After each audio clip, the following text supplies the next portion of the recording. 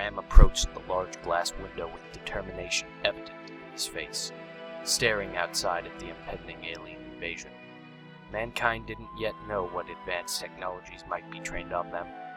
They were confident in their ability to turn the tables.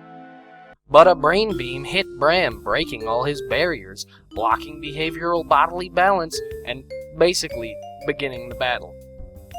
First, Bram's sympathetic nervous system was corrupted, disabling his fight-or-flight response.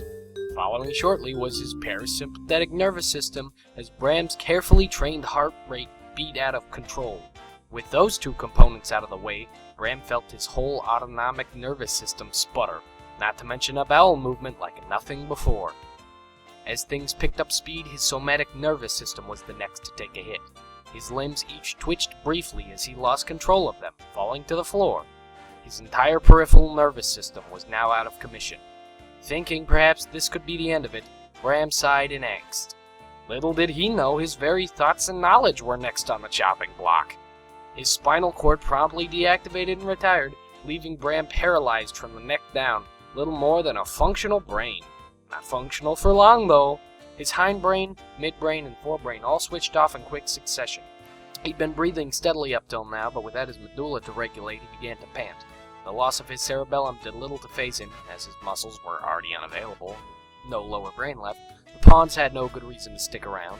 Although there was still function in his eyes, the subtraction of a thalamus meant he was no longer receiving info from them, rendering him blind. Bram didn't know what to do now. His training never prepared him for such an onslaught. Oh, and there goes his training.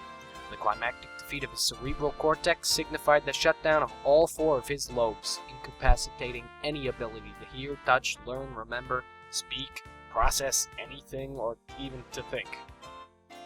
In this, Bram conceded defeat. But the joke was on him! The beam was just deactivating his bodily/mental functions to prepare him for the real part. Bram couldn't feel it at this point, but the beam now targeted his pituitary gland, not to deactivate it, but to release hidden hormones, to turn Bram into a baby. Yup, that's right, the aliens were the ones from Mars Needs Moms, but now there were too many moms on Mars, so they needed kids too. This has been Mars Needs Moms 2, Mars Needs Kids, with your host,